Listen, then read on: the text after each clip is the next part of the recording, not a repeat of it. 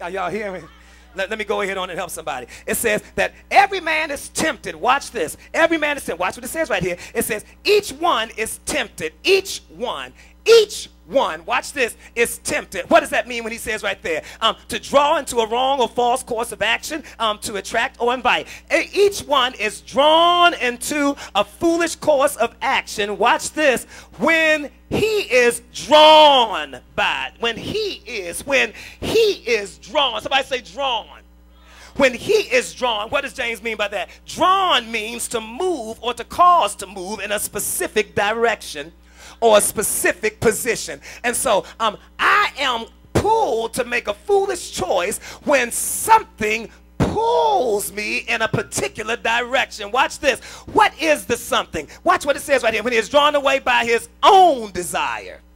Listen at this, y'all. Listen. Years ago, back in the 60s, there was a black comedian that used to be on TV who was named Flip Wilson.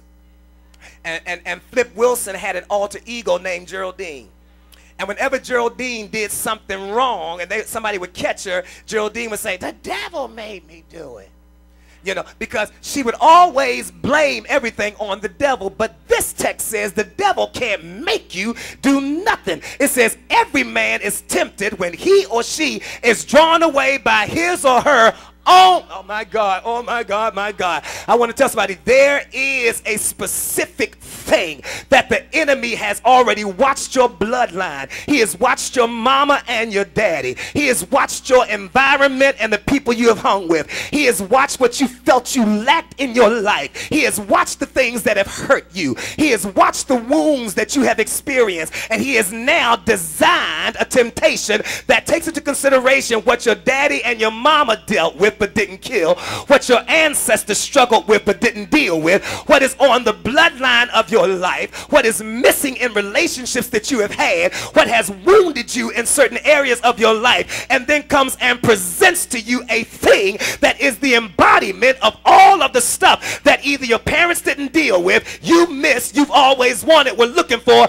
and presents it at a time when you are open and vulnerable to it because you are looking for an area of void and emptiness in your life to be filled. That person did not just happen to show up. They did not just happen to present that to you. It didn't just happen every Friday. You didn't just happen to find an old pack. You didn't just happen to find an old bottle. You didn't just happen to be going past the store. You didn't just happen to run into somebody. They didn't just happen to see you at the club. They didn't just happen to find your phone number. It was a setup. It was a setup so that by the time it was presented to you, you had been through enough, hurt enough, cried enough, been down enough, been beat enough, been wounded enough, been left alone enough so that this person, this thing, this stuff would be attractive to you. Watch this. And it would manipulate your appetite so that you would then have an addiction to it, so that anytime somebody tries to tell you you can be delivered from it, you then say, "This is who I am."